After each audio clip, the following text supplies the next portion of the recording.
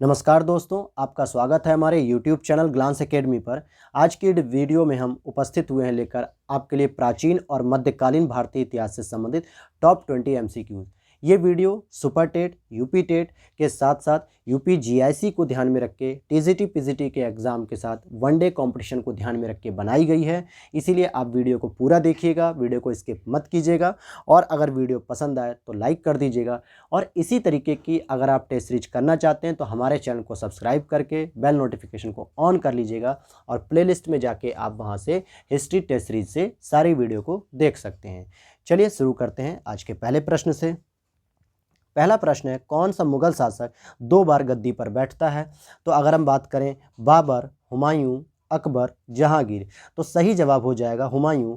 क्यों करते हैं ऐसा? क्योंकि 1526 से लेकर 1530 तक तो बाबर बैठते हैं और 1530 से लेकर लगभग 1540 तक जब बिलग्राम का युद्ध होता है शेरशाह सूरी के साथ, तो वहाँ तक तो हुमायूं रहता है, लेकिन फिर सूरी वंश का शासन होने लगता है और फिर वापस जो है कि 1555 से जब वापसी करता है हुमायूं और 1556 तक सामान्यतः जो है कि जीवित रहता है, तो 2 बार ये गद्दी पर बैठता है, एक बार 1530 में, दूसरी बार 1555 में। तो इसीलिए 2 बार गद्दी पर बैठता है मुगल शासक जो कि हुमायूं होता है। और अगर आपसे पूछा जाए कि किस मुगल शासक ने 2 बार अपना राज्याभिषेक कराया है, ध्यान दीजिएगा मेरे शब्दों पर, पूछा जाए अगर आपसे राज्याभिषेक के बारे में कि 2 बार राज्याभिषेक, तो आपका सही जवाब हो जाएगा क्या? औरंगजेब। क्या देंगे आप जवाब? औरंगजेब ने 2 बार अपना राज्याभिषेक कराया है। चलिए हम अगले प्रश्न की ओर चलेंगे। हुमायूं को आश्रय देने वाला सफाविद शासक कौन था? शाह इस्माइल, शाह तास्मा, शाह अब्बास या शाह सफ़ी? तो बी ऑप्शन सही हो जाएगा, शाह तहमास्प। ये कब दिया था इन्होंने आश्रय? जब 1540 में बिलग्राम का युद्ध लड़कर जब हार कर हुमायूं यहाँ से भागा था शेरशाह सूरी से, तो उसने जो है कि शाह तहमास्प के यहाँ शरण ली थी। अगले प्रश्न की ओर चलते हैं। निम्नलिखित लेखकों में से किसे हुमायूं ने अमीर ए अखबार की उपाधि प्रदान की थी? देखिए, किस लेखक को अमीर ए अखबार की उपाधि दी गई थी हुमायूं के द्वारा? तो सही जवाब हो जाएगा सी ऑप्शन, ख्वाजा मीर को दी गई थी। अगले प्रश्न की ओर चलते हैं। अकबर के समय मालवा विजय के लिए कौन उत्तरदायी था? पीर मोहम्मद, अब्दुल्ला खान उज्बेक, अदम खां या बैरम खां? तो बी ऑप्शन सही हो जाएगा, अब्दुल्ला खान उज्बेक। देखिए, बैरम खां जो है कि उसके संरक्षककर्ता जरूर थे, बहुत सारी इन्होंने लड़ाई लड़ी थी। इवन कि अकबर और हेमू के बीच में जो पानीपत का युद्ध हुआ था उसमें भी अकबर की तरफ से नेतृत्व खुद बैरम खां ने किया था, लेकिन मालवा विजय में उज्बेक का नाम आएगा। अगले प्रश्न की ओर चलते हैं। अकबर का चिश्ती संतों के प्रति गहरा सम्मान था। वह अजमेर में शेख मोइनुद्दीन चिश्ती की दरगाह पर हर वर्ष यात्रा पर जाता था। निम्न में से किस वर्ष उसने प्रति वर्ष अजमेर दरगाह की तीर्थयात्रा पर पैदल जाना बंद कर दिया था? तो सही जवाब हो जाएगा 1579, 1579 में। अगले प्रश्न पे चलते हैं।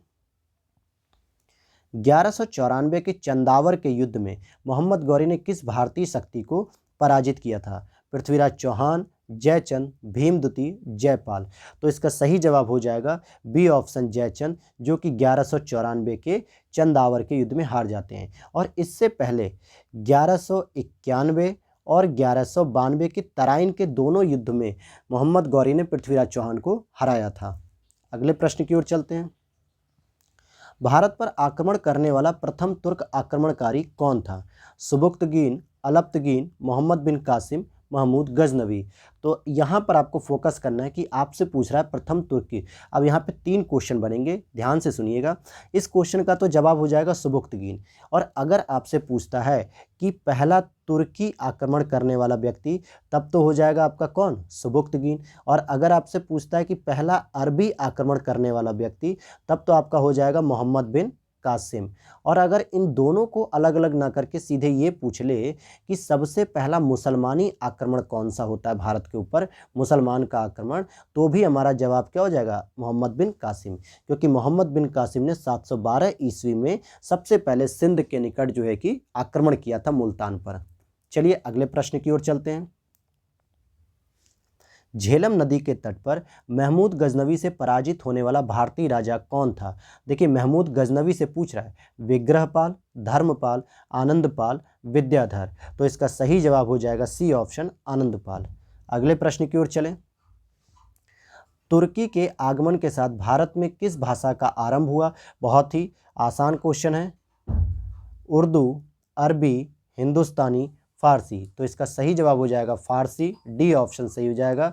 अगले प्रश्न की ओर चलते हैं। तारीख हिंद पुस्तक लिखी गई थी अबुल फजल, अमीर खुसरो या अमीर हसन या अलबर्नी? तो इसका सही जवाब हो जाएगा डी अलबर्नी। और अलबर्नी भारत में किसके साथ आया था? तो महमूद गजनवी के साथ आया था। किसके साथ आया था? महमूद गजनवी के साथ आया था। इसी को हम अलबर्नी के नाम से जानते हैं। अगले प्रश्न की ओर चलते हैं। उस विद्वान का क्या नाम था जो महमूद गजनवी के साथ भारत आया था? अभी हमने पिछले क्वेश्चन में सॉल्व किया है। सही जवाब हो जाएगा अलबर्नी। अगले प्रश्न की ओर चलते हैं।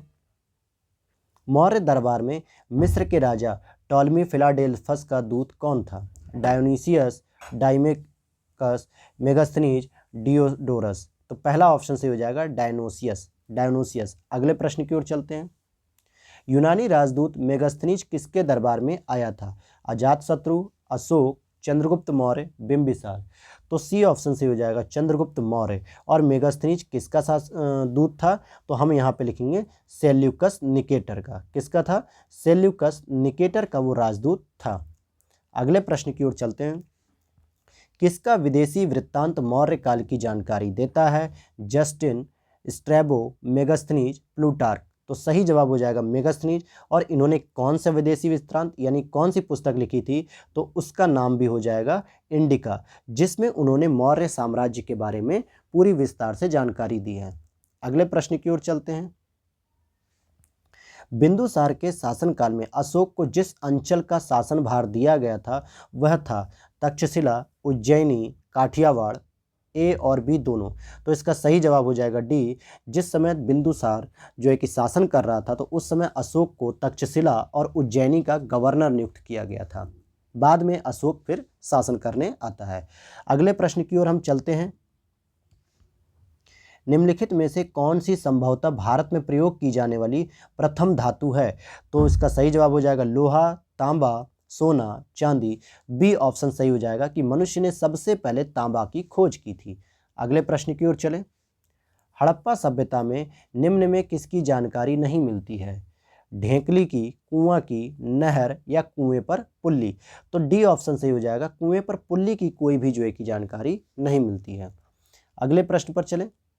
हड़प्पा सभ्यता के निम्नलिखित किस नगर में चिनाई के कार्य में तक्षित प्रस्तर का प्रयोग कच्ची ईंटों के साथ किया जाता है?